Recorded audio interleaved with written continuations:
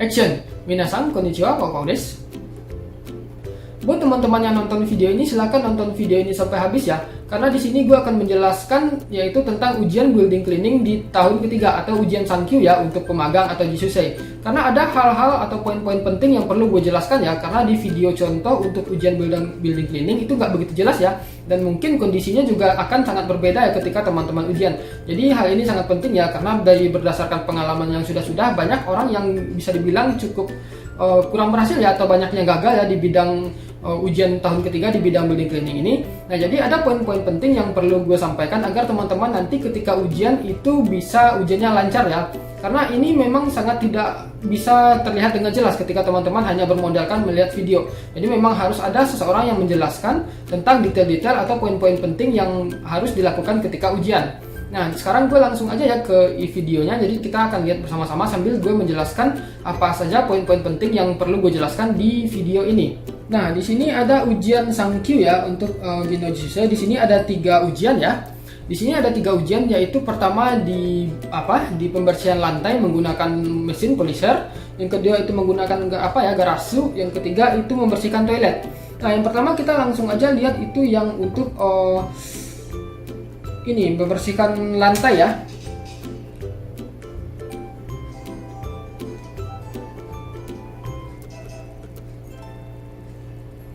Nah, di sini kita bisa lihat ya, ini adalah persiapannya. Pertama-tama teman-teman itu ketika memulai ujian, teman-teman itu harus meletakkan ini ya. Karena waktu itu gue ketika ujian, gue lupa meletakkan, teman gue itu lupa meletakkan pelang kuning ini ya. Jadi itu juga harus hati-hati ya. Ini teman-teman ini harus memperhatikan step-stepnya ya.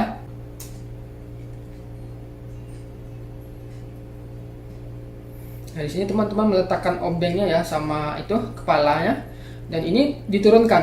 Nah, di sini ada poin penting yang perlu gue jelaskan. Di situ teman-teman bisa lihat ya kalau ada standnya atau standar ya untuk polisher ini. Di situ standar itu nggak bisa teman-teman hanya membuka begitu saja, karena ada semacam lubang kecil, tombol kecil yang harus teman-teman tekan itu untuk agar standarnya itu bisa terbuka. Kalau kita lihat di gambar ya, kalau kita lihat di gambar yang besar, standarnya itu adalah seperti ini ya teman-teman. Itu bisa lihat yang bagian bulatan kecil ini, yang di sini bulatan kecil ini. Nah, itu bulatan kecil itu teman-teman harus memencetnya dengan kedua sisi. Setelah teman-teman memencetnya, baru teman-teman itu bisa menaikkan atau menurunkan standar untuk polisher ini. Nah, di situ adalah salah satu poin yang paling penting yang harus gue jelasin. Nah, sekarang kita lanjut di videonya.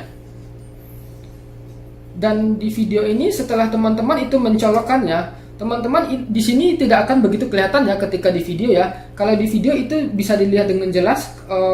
Kalau di video ini bisa dilihat ya kalau ini yang mencontohkan untuk menggunakan mesin ini, dia menghidupkan mesin ini dengan mengetesnya dulu. Terlihat itu kepalanya berputar, jadi dia itu mengetes ya apakah mesinnya hidup atau tidak. Nah, untuk memasang kepalanya ini teman-teman itu juga harus memutarnya dengan sangat kencang ya, sesuai dengan di video. Nah, kalau untuk hal ini normal ya, normal seperti ujian Nikyu ya, ujian Nikyu ini nggak terlalu jauh berbeda. Tapi ini juga harus teman-teman perhatikan karena di tengahnya ada meja ya. Teman-teman itu ikuti seperti di video ini nggak masalah ya.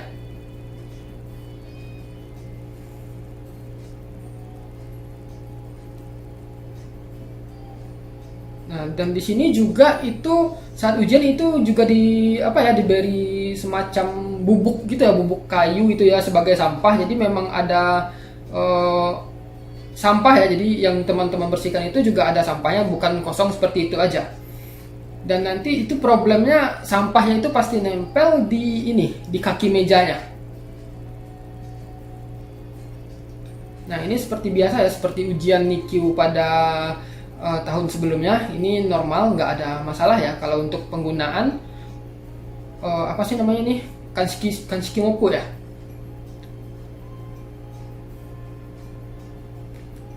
Dan ini enaknya kita nggak perlu set tangkainya lagi karena itu udah di set dari awal ya. Nah, di sini juga perlu teman-teman perhatikan ya, bahwasanya ini teman-teman itu waktu renshu, waktu latihan itu ya ada teman gue itu dia berdiri saat menyapu itu di garis hitam ini ya, di pintu keluar. Jadi teman-teman itu harus masuk ya ke dalam kotak ini ya, ke dalam area ini untuk menggunakan sapu. Kalau ini simpel ya, karena kita nggak perlu ngeset sapu, karena kita cukup pakai ininya aja, ciritori sama sapunya aja. Dan di sini teman-teman jangan lupa untuk kak kuning ya. Nah, di sini setelah menggunakan ini teman-teman itu bisa langsung menggunakan mesinnya.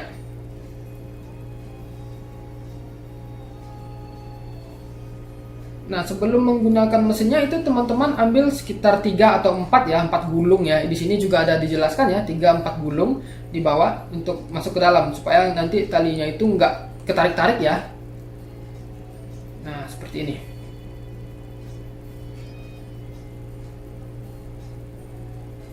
Nah, di sini teman-teman itu di apa ya?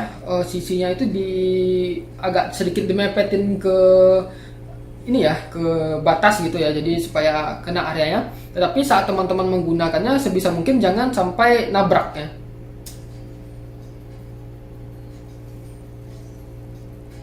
Nah, di sini teman-teman bisa menggunakan kaki ya untuk menurunkannya, dan di situ juga ada 2 atau 3 level. Jadi bisa tingginya itu bisa sebahu atau lebih rendah, atau bisa lebih rendah lagi. Ini tergantung kenyamanan teman-teman aja ya sebenarnya. Nah, di sini juga teman-teman lihat ya, yang di bagian sini tadi,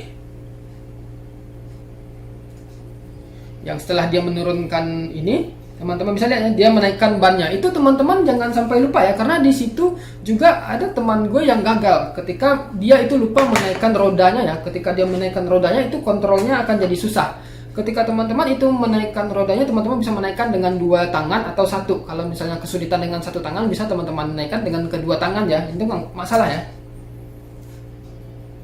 Nah, di sini teman-teman melakukannya dengan perlahan, dengan kedua tangan. Lihat posisi tangannya gitu ya. Oh ya, di sini gue ada yang perlu gue sampaikan ya kepada teman-teman ya, poin yang penting saat menghidupkannya ini.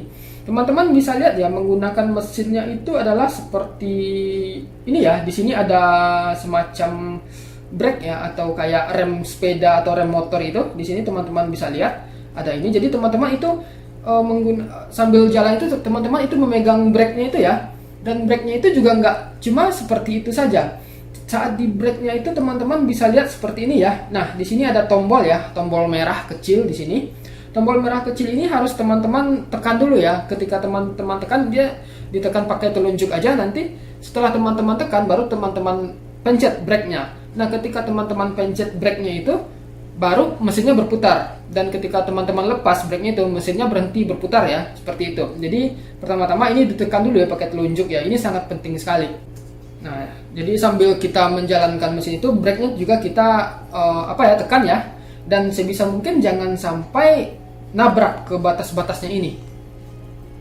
Karena di beberapa lokasi ujian ya, ketika teman-teman nabrak batasnya atau nabrak meja itu bisa langsung gagal ya.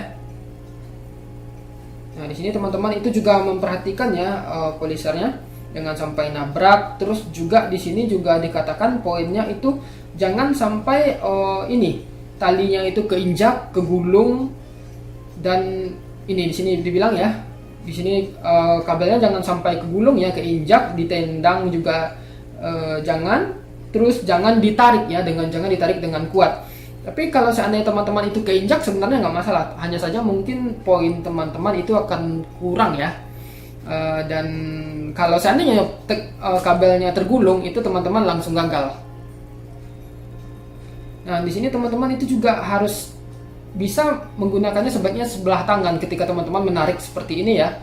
Jadi ketika teman-teman sudah bisa mengontrolnya, itu akan lebih mudah ketika teman-teman menggunakannya sebelah tangan. Nah, seperti ini ya. Nah, sebenarnya pun untuk alurnya pun, ini ketika teman-teman menggunakan kanshiki atau polisher atau apa sih namanya, mop, itu rutenya sama ya, nggak jauh beda ya, hampir sama. Tapi mungkin tantangan yang paling besar itu ketika menggunakan polisher ini. Nah, sebisa mungkin teman-teman ketika ujian harus persis sama ya dengan ini ya. di sini juga harus hati-hati ya. Yang penting jangan sampai nabrak. Kalau nabrak itu ada dua kemungkinan, bisa gagal, bisa poinnya kurang. Karena tergantung tempat ya, ada yang pengawasnya itu lebih kibisi, ada yang toleran. Kalau waktu gue itu pengawasnya toleran ya, jadi ketabrak sedikit itu nggak masalah ya. Nah, di sini setelah selesai teman-teman matikan dan jangan lupa turunkan rodanya ya, terus dibawa.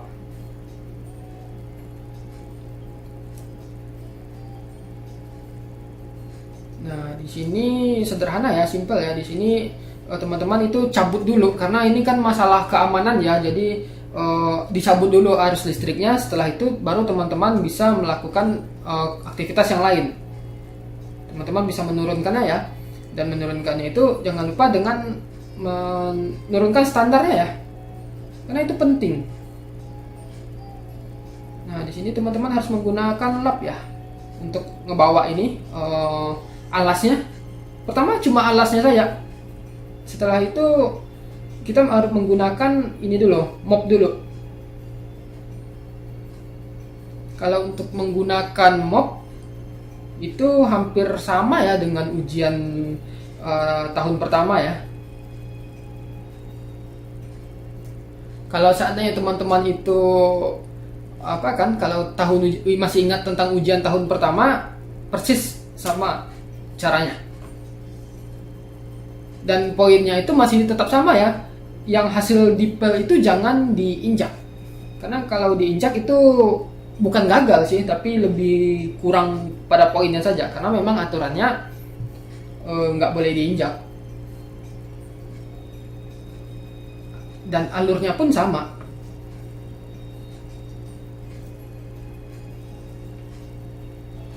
Nah, di sini teman-teman itu karena bedanya ada ini ya, ada meja, jadi teman-teman itu juga harus membersihkan kaki mejanya. Kenapa? Karena di kaki meja ini pasti akan tersisa itu sampah yang masih tersisa, yang nggak keambil oleh mopu, yang nggak kebersihin sama polisher. Jadi sampah-sampah di kaki meja itu pasti akan nyisa. Jadi di sini kesempatan teman-teman buat ngebersihinnya ya.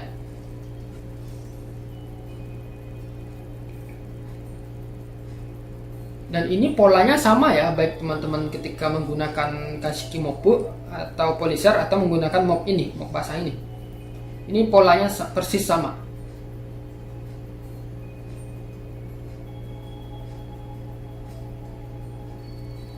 Nah, ini juga ya, kalau untuk mop ini sesekali itu kepalanya dibalik ya, persis sama seperti ujian tahun pertama ya.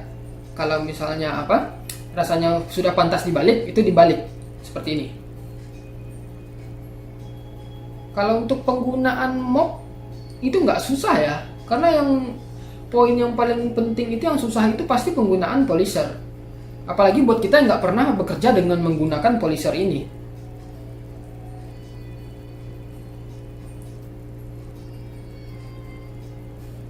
Nah, di sini juga disambung ya.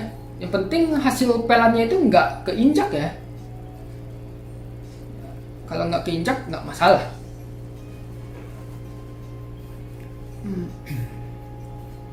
Oke, ini terakhir seperti ujian sebelumnya ya. Ini finishingnya seperti ini. Oke. Nah, seperti itu ya. Dan jangan lupa dilepas di lokasinya itu ya, di tempat itu. Nah, lalu dikembalikan lagi. Selanjutnya kita balik lagi ke urusan polisher ya. Nah, teman-teman perhatikan di sini. Cara membukanya ini bisa dibilang sangat membingungkan bagi orang-orang yang nggak pernah menggunakan polisher ya. Bisa teman-teman perhatikan di sini. Begitu mudah bagi dia. Tapi ketika di video ini nggak begitu kelihatan kan. Nah, di sini gue akan memberikan ya poin penting, yaitu bagaimana cara membuka headnya ini. Di sini gue udah ada bikin videonya ya. Nah, di sini teman-teman perhatikan video ini ya. Ini adalah mesin yang gue gunakan untuk review sebelum ujian ya. Nah, di video kali ini gue itu akan menjelaskan ya bagaimana sih cara melepaskan kepala ini ya, karena ini nggak bisa dilepaskan begitu aja ya.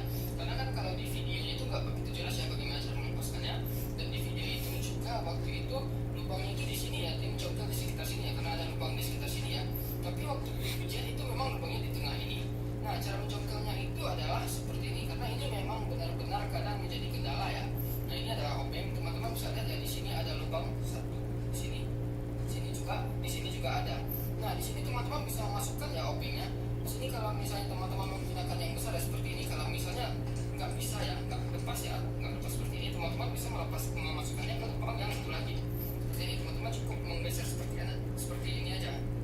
Nah, seperti ini. Nah, itu sudah terlepas ya. Nah, sudah terlepas seperti ini. Nah, waktu ujian itu untuk mencongkelnya kalau di gue itu sama ya seperti yang gue lakukan sekarang, tetapi di video itu mereka mencongkelnya di sini ya. Nah, di sini gue ulangi lagi ya. Dan juga untuk memasang itu teman-teman harus mengencangkannya dengan sangat kuat seperti ini ya, menekannya. Nah, seperti itu, jadi dia nggak akan terlepas. Karena juga ada problem bahwa ini bisa lepas satu jam kalau teman-teman itu nggak kuat ya. Nah, di sini kita coba lagi. Kalau seandainya teman-teman di sini kesulitan ya, di sini nggak bisa dicongkel, teman-teman congkel yang bagian kecil seperti ini. Nah, dia akan langsung lepas. Nah, ini adalah problem. Ini juga menjadi problem ya. Nah, lebih kurang seperti itu. Nah, lebih kurang seperti itu ya bagaimana cara melepasnya. Karena ketika teman-teman lihat di video itu nggak akan begitu terlihat dengan jelas. Maka dari itu gue menjelaskannya dengan cara mencontohkannya secara langsung. Dan ini benar-benar sangat penting sekali ya. Karena ketika teman-teman nggak tahu cara mencongkelnya, itu akan buang-buang waktu. Kalau seandainya teman-teman itu waktunya habis, teman-teman langsung gagal. Nggak akan ada lanjutan ujiannya, langsung gagal. Nah, ini dibersihkan ya seperti biasa, normal ya. Nggak ada masalah sih kalau dalam hal seperti ini. Nah, terus kita bawa pulang dulu ininya, headnya. Nah, kalau ini sih udah simpel ya, udah standar ya, ngebersihin biasa lah. Nggak terlalu masalah di sini. Karena masalah intinya itu ada di polisher ya.